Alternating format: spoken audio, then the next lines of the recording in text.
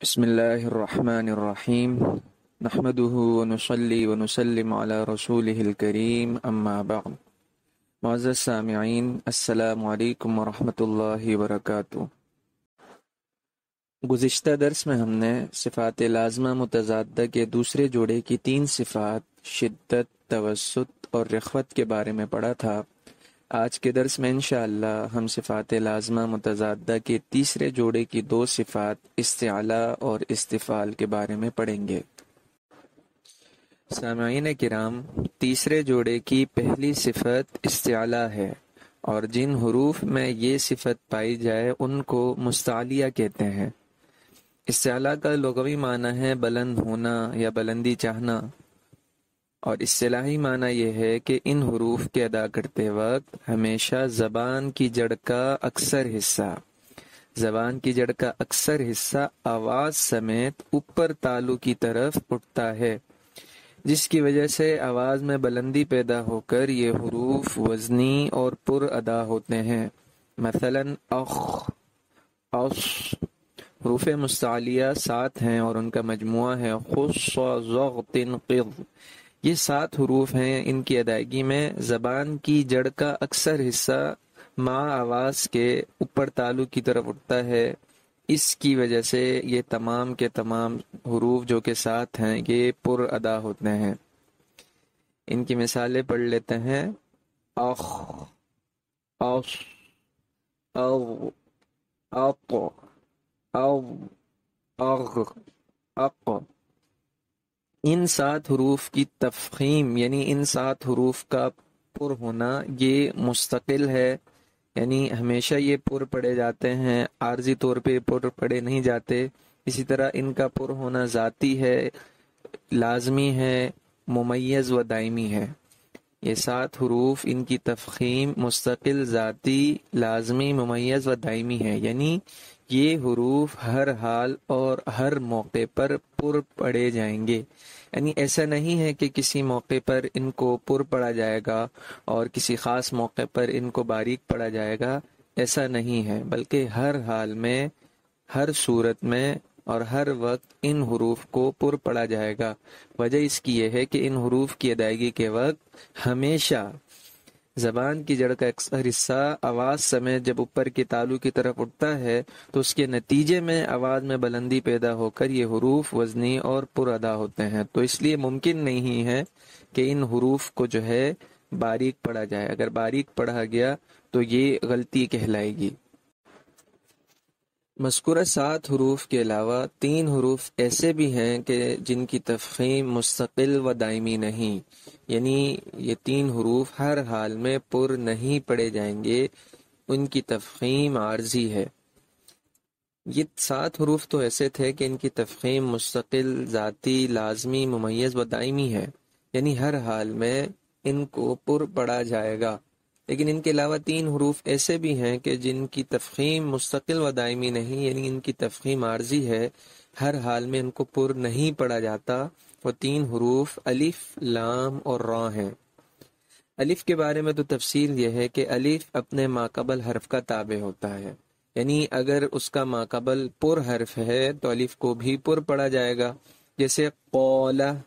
اب الف کا ماقبل یہاں پہ قاف ہے جو کہ پر حرف ہے، حروف مستعلیہ میں سے ہے، اسی لیے الف کو بھی پر پڑھا جائے گا، قولہ۔ اور اگر الف کا ماقبل باریک حرف ہے تو اسے بھی باریک پڑھا جائے گا، جیسے اثابہ۔ اب یہاں الف کا ماقبل حرف ثا ہے جو کہ باریک حرف ہے، اسی لیے الف کو بھی باریک پڑھا جائے گا، اثابہ۔ لام اور را کن صورتوں میں پر پڑھے جاتے ہیں اور کن صورتوں میں باریک، انشاءاللہ اس کا مستقل بیان آئندہ درس میں آئے گا۔ سامعین محترم، یہاں اشکال ہو سکتا ہے کہ کاف کی ادائیگی میں بھی تو زبان کی جڑ تالو کی طرف اٹھتی ہے، تو پھر کاف کو حروف مستعلیہ میں شمار کیوں نہیں کیا جاتا؟ صفت استعلاء کی اصطلاحی تعریف ہم نے یہ پڑھی تھی کہ جن حروف میں یہ صفت پائی جاتی ہے ان حروف کی ادائیگی کے وقت ہمیشہ زبان کی جڑ کا اکثر حصہ آواز سمیت تالو کی طرف اٹھتا ہے۔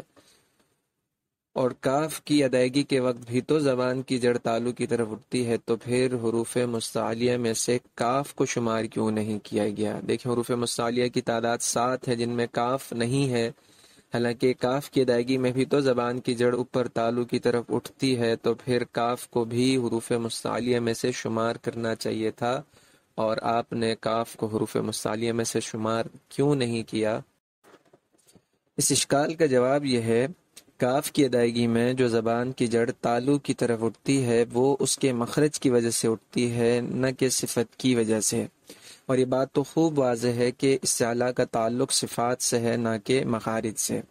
یعنی کاف کی ادائیگی میں جو زبان کی جڑ تالو کی طرف اٹھتی ہے وہ اس لیے اٹھتی ہے کہ وہ کاف کا مخرج ہے، نہ یہ کہ کاف کے اندر صفت استعلاء پائے جانے کی وجہ سے زبان کی جڑ تالو کی طرف اٹھتی ہے۔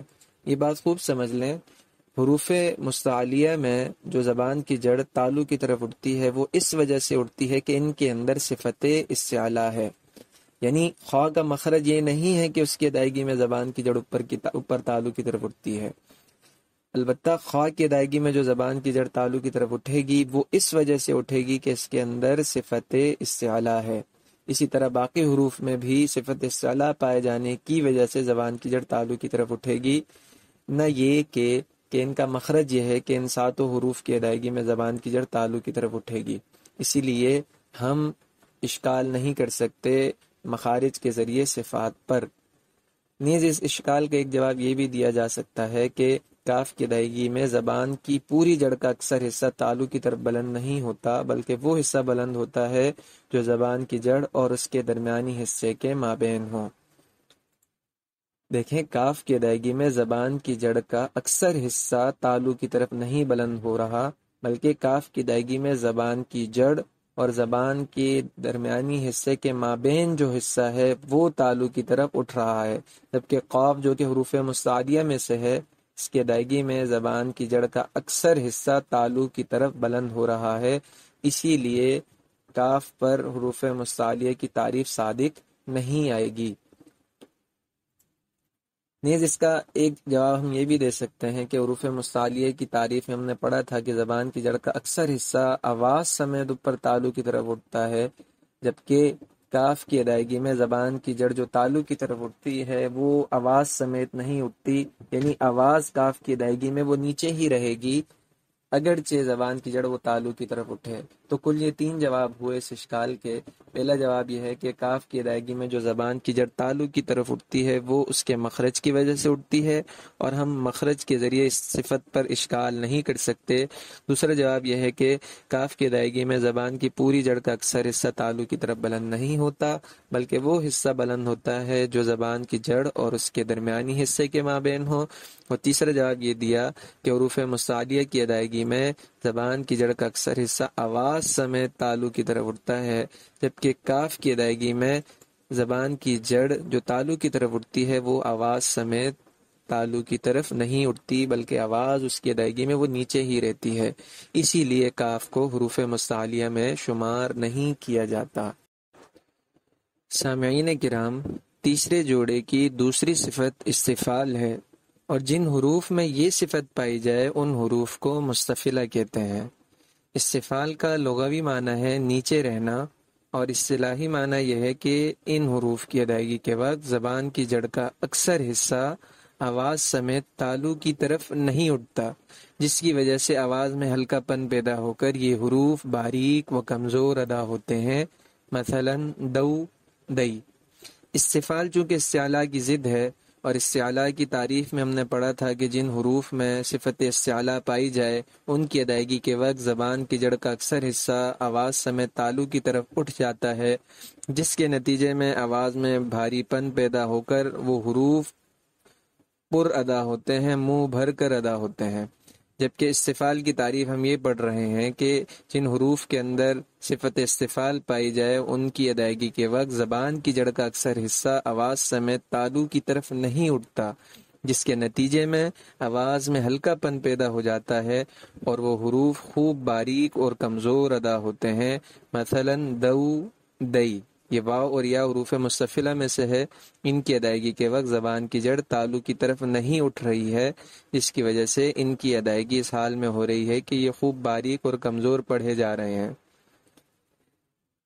حروف مستفلہ 22 ہیں، جن میں سے 19 ہر حال میں باریک پڑھے جاتے ہیں، جن کا مجموعہ ہے فحثہ شسکت اجدب نعم الذوی۔ یہ حروف مستفلہ کے 19 حروف ہیں جو ہر حال میں باریک پڑھے جائیں گے، جبکہ 3 حروف ایسے ہیں جو کبھی پر اور کبھی باریک پڑھے جاتے ہیں، جن کا کچھ بیان پہلے ہو چکا، جو کہ الف، لام اور را ہیں۔ یہ مثالیں حروف مستفلہ کے ان 19 حروف کی ہیں جو ہر حال میں باریک پڑھے جائیں گے، جیسے اب، ات، اث، اج، اح، اد، اذ، از، اس، اش، اع، اف، اک، ام، ان، او، اہ، اَ، ای۔ ان 19 حروف کی ادائیگی کے وقت زبان کی جڑ کا اکثر حصہ آواز سمیت تالو کی طرف نہیں اٹھے گا، جس کے نتیجے میں یہ 19 کے 19 حروف باریک ادا ہوں گے۔ باقی جو 3 حروف ہیں وہ ہر حال میں باریک نہیں پڑھے جاتے، وہ الف، لام اور را ہیں۔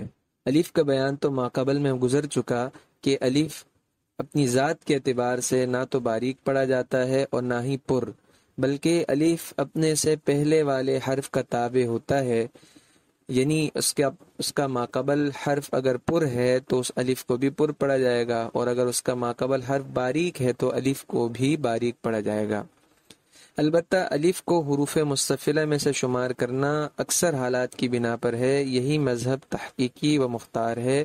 الف کے بارے میں یہ مذہب کہ وہ بذات خود نہ باریک ہے اور نہ ہی پر، یہی مذہب پسندیدہ ہے، جبکہ لام اور را کے پر اور باریک ہونے میں قدر تفصیل ہے۔ انشاءاللہ اس کا بیان آئندہ درس میں آئے گا۔ تب تک کے لیے آپ سے اجازت چاہتا ہوں۔ اگر کوئی بات سمجھ میں نہ آئے تو آپ کامنٹ باکس میں پوچھ سکتے ہیں۔ السلام علیکم ورحمۃ اللہ وبرکاتہ۔